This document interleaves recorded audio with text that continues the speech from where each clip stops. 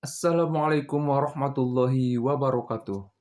Perkenalkan, saya Randy Syahid Abdullah, mahasiswa Manajemen Keuangan Syariah dari Fakultas Ekonomi dan Bisnis Islam UIN Syahada Padang Sidimpuan dengan NIM 2240500039. Di video ini saya akan menjelaskan topik penting dalam manajemen risiko, yaitu strategi mitigasi risiko berbasis pasokan dalam rantai pasok global.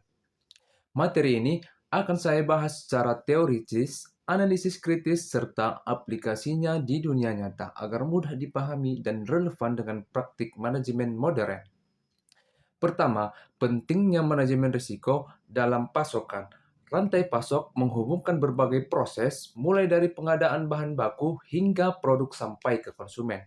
Risiko selalu ada, terutama dari sisi pemasok seperti keterlambatan pengiriman, kualitas bahan yang tidak sesuai, atau masalah finansial dari pemasok.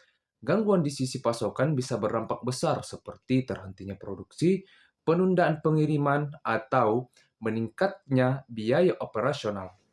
Oleh karena itu, perusahaan perlu strategi mitigasi risiko yang tepat agar rantai pasokan tetap berjalan lancar dan tujuan organisasi dapat tercapai. Tujuan mitigasi risiko adalah mengurangi kemungkinan risiko terjadinya atau untuk meminimalkan dampaknya. Strategi mitigasi disusun berdasarkan tingkat risiko, probabilitas, dan dampak serta sumber daya organisasi untuk menangani risiko tersebut. Konsep dasar strategi mitigasi risiko. Secara umum, ada 4 pendekatan mitigasi risiko. Yang pertama, risk avoidance atau menghindari risiko. Menghindari risiko dengan tidak melakukan aktivitas yang berpotensi menimbulkan risiko. Contohnya, menunda proyek yang terlalu berisiko. Kedua, ada risk reduction atau mengurangi risiko. Mengurangi probabilitas atau dampak risiko. Contohnya, meningkatkan pelatihan karyawan atau menyiapkan sistem cadangan.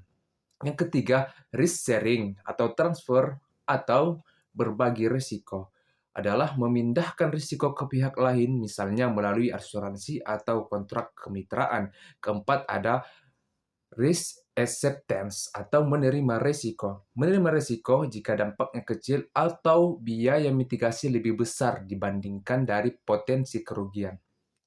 Dalam konteks pasokan, strategi yang paling relevan biasanya risk reduction dan risk sharing karena perusahaan harus tetap menjaga hubungan dengan pemasok sambil mengelola risiko yang terjadi. Strategi mitigasi risiko berbasis pasokan. Berdasarkan 15 jurnal yang telah saya pelajari, strategi berbasis pasokan mencakup beberapa pendekatan utama. Yang pertama, diversifikasi pemasok adalah untuk mengandalkan lebih dari satu pemasok untuk setiap bahan baku. Jika satu pemasok terganggu, masih ada cadangan pemasok yang lainnya.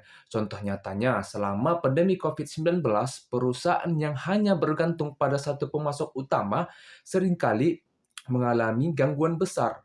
Perusahaan dengan diversifikasi pemasok mampu terus memproduksi karena adanya alternatif. Ketiga, kolaborasi dan integrasi dengan pemasok. Untuk menjalin komunikasi yang erat dengan pemasok, meningkatkan ketahanan rantai pasok. Brown, Seidel, dan Sures 2008 menekankan pentingnya berbagi informasi jadwal produksi, permintaan bahan baku, dan kapasitas produksi pemasok. Kolaborasi ini memungkinkan penyesuaian cepat jika terjadinya gangguan. Evaluasi dan audit pemasok. Audit rutin menilai kemampuan finansial, kualitas, dan manajemen risiko dari pemasok. Contohnya, perusahaan yang melakukan pengecekan standar kualitas dan kapasitas produksi secara berkala untuk mencegah risiko keterlambatan atau produk yang cacat. Kontrak atau perjanjian berbasis risiko dalam risk sharing, perusahaan membuat kontrak fleksibel untuk berbagi risiko.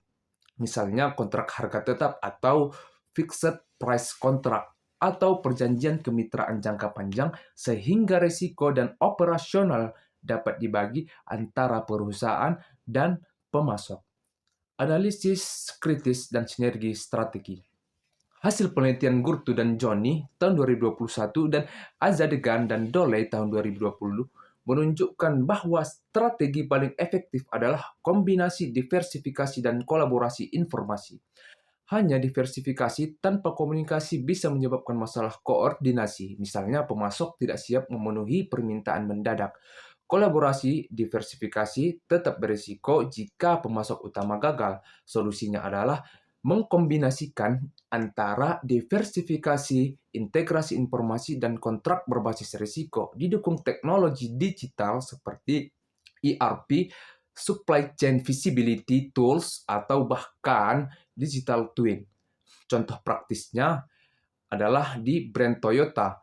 Dengan brand Toyota menggunakan prinsip dual sourcing dan hubungan jangka panjang dengan pemasok, saat itu pemasok terkena bencana, produksi tetap berjalan karena adanya cadangan pemasok yang lain dan sistem komunikasi secara real time. Kaitannya dengan prinsip syariah.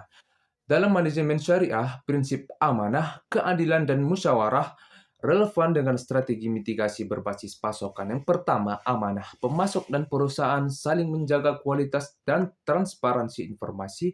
Kedua, keadilan. Risiko dibagi secara adil antara pihak-pihak terkait, misalnya dalam kontrak kemitraan.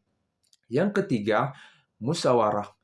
Pengambilan keputusan bersama untuk menyesuaikan kapasitas produksi, jadwal pengiriman, dan stok cadangan.